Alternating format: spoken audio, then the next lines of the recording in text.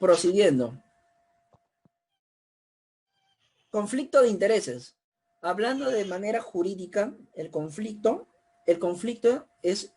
son intereses contrapuestos, ¿no es así? Y aquí vamos a realizar un esquema del conflicto de intereses.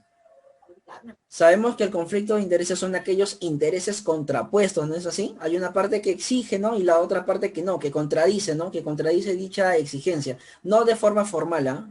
Necesariamente, pero lo contradice. No está de acuerdo, ¿ya? Eso es el conflicto de intereses, ¿ya?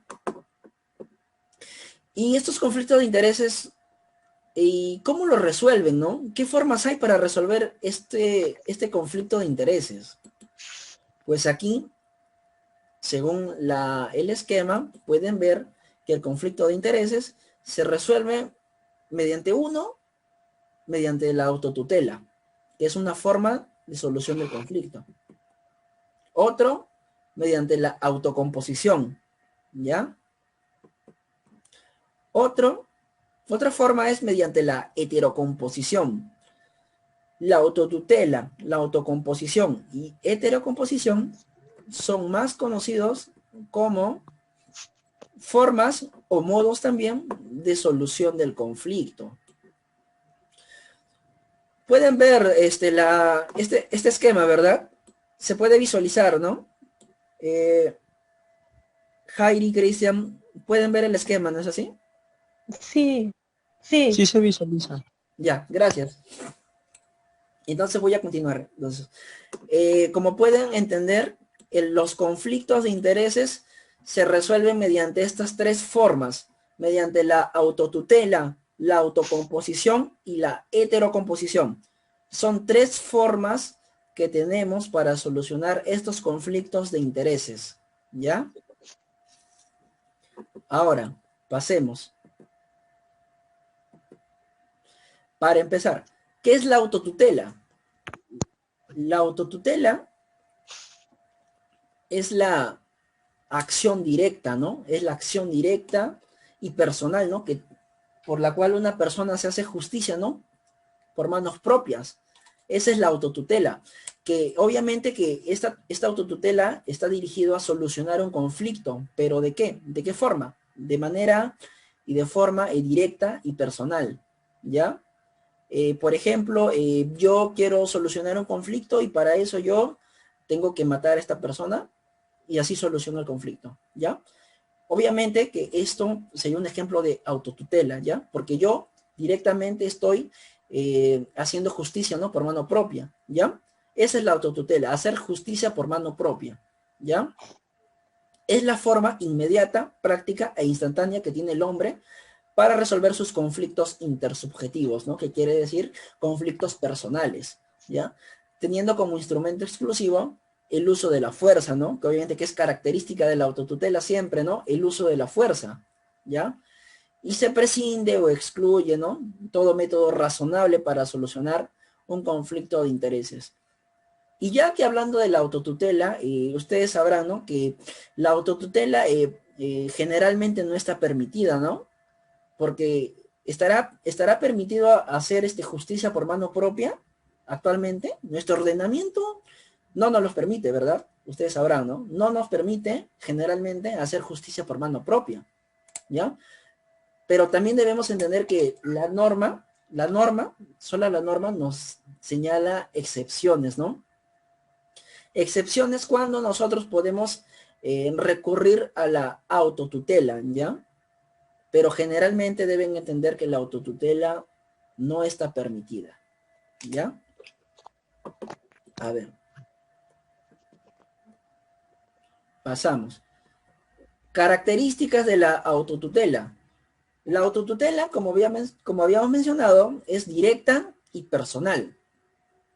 Es directa porque hay ausencia del juez o una persona, ¿no? Un tercero para resolver el conflicto. Como pueden entender, en la autotutela, una sola persona nada más hace justicia por mano propia, de forma directa, nada más, sin que ninguna persona intervenga, ¿no? Ni esté de mediador tampoco.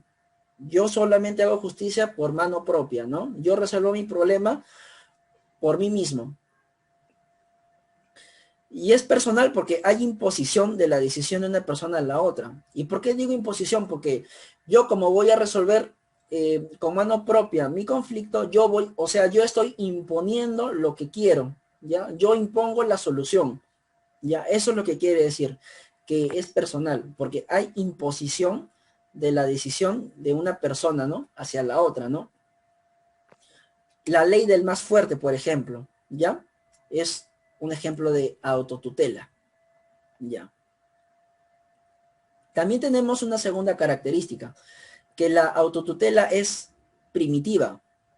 Es primitiva porque los hombres siempre van a apelar a la fuerza, ¿no? Que quiere decir hacer justicia, ¿no? Por mano propia.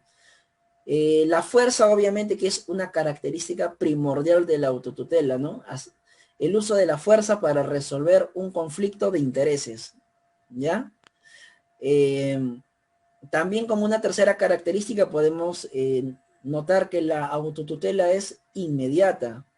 Es inmediata porque a través de la autotutela se busca dar solución de manera práctica e instantánea, ¿no? De forma rápida quiero dar solución al conflicto, ¿no? Sin esperar plazos ni nada de eso, ¿no? Es inmediato, ¿no? Yo soluciono de forma rápida mi problema, ¿ya? Esa es la característica de inmediata que tiene la autotutela. También podemos entender que como cuarta característica de la autotutela es ilegal. Y habíamos mencionado, ¿no? Que generalmente la autotutela no está permitida por la ley, salvo excepciones, pero generalmente la autotutela no está permitida, ¿no? Legalmente, ¿ya? Esas serían las principales características de la autotutela, ¿ya? A ver.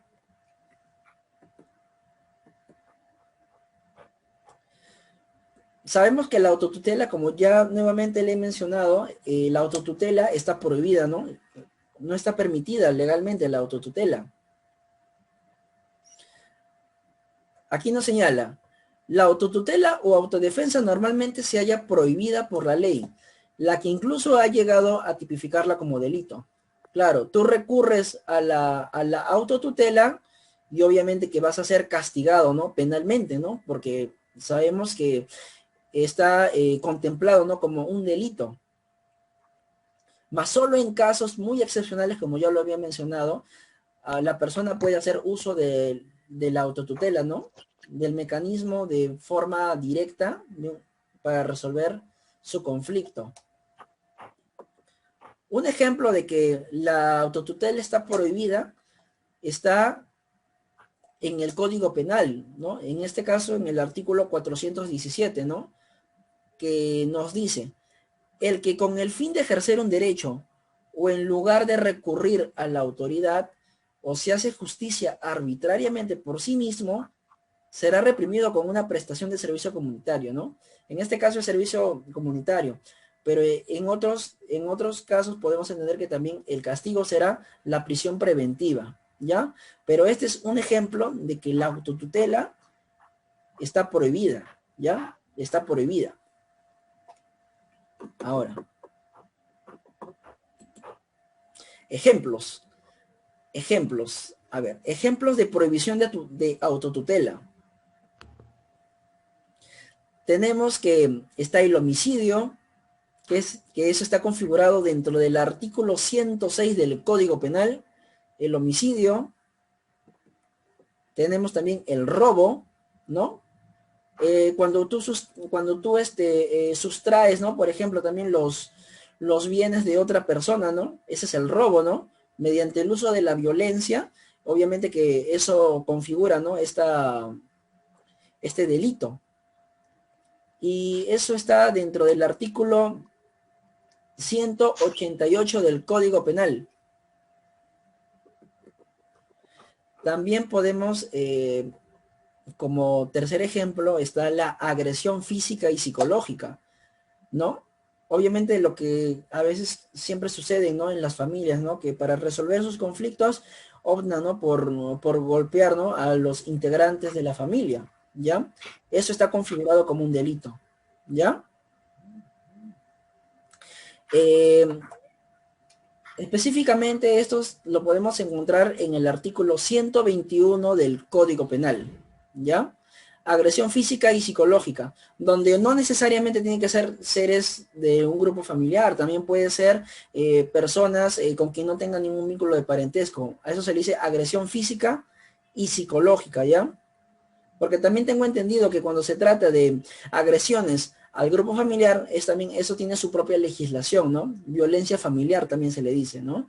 En este caso, la agresión física y psicológica amparada en el Código Penal nos habla, ¿no? De una manera general, nos habla de una forma general, ¿no? Que no es necesario tener simplemente el grado de parentesco, ¿no?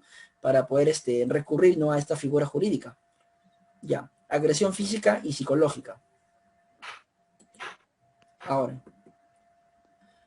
ya. Ahora, ya que como hemos pasado a la autotutela de manera y de forma ilícita, de forma prohibida, ahora vamos a pasar a lo que es la autotutela lícita, cuando la autotutela está permitida por nuestro ordenamiento jurídico. Bien, aquí nos señala que los casos de autotutela permitidos por el ordenamiento jurídico son,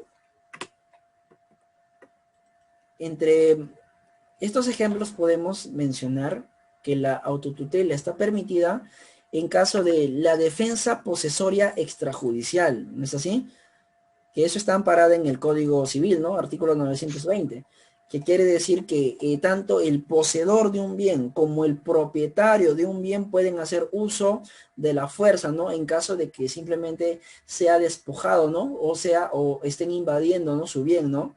Ya, en ese caso puede hacer uso de la fuerza, puede votarlos, ¿no? Puede votarlos, si es que realmente se siente invadido, puede votarlos, ¿ya? En ese sentido, la autotutela sí está permitida. ¿Por qué? Porque el 920 del Código Civil te señala, ¿no? Te señala que en ese caso sí puedes recurrir a la autotutela, ¿no? Al uso de la fuerza, ¿ya? Otro ejemplo de autotutela lícita está la legítima defensa. ¿Y dónde podemos encontrar la legítima defensa? Eso está en el Código Penal, ¿no? Cuando de repente mi vida está, mi vida está en riesgo, obviamente que yo tengo esas opciones, ¿no? De poder defenderme, ¿no? De poder incluso contradecir, ¿no? A las agresiones, ¿no? Que me estén ocasionando. Ya, en ese sentido, el artículo 20 del Código Penal nos señala, ¿no? La legítima defensa, ¿no? Que podemos recurrir a esa figura, ¿no? En caso de que, claro, nuestra vida esté en una exposición de peligro, ¿ya? Ahora, tenemos otra figura también. Es la posibilidad de que el propietario de una casa, el propietario, o sea, una persona que esté viviendo en una casa, tenga el derecho de cortar las ramas o raíces, ¿no? Tanto de los árboles, ¿no? Que invadan su predio. Si mi vecino está plantando plátanos, ¿no? Está plantando árboles, y si eso sobresale si eso se sobresale o empieza a invadir de repente mi parte de mi terreno, yo tengo el derecho de poder cortar las ramas. ¿Por qué? Porque como pueden ver, el Código Civil a mí me está permitiendo realizar esa acción. Por lo tanto, esa acción es un ejemplo de autotutela lícita, ¿no? Porque ahí yo voy a recurrir a hacer justicia por mí mismo, ¿ya? Esos son ejemplos de la autotutela lícita, ¿ya?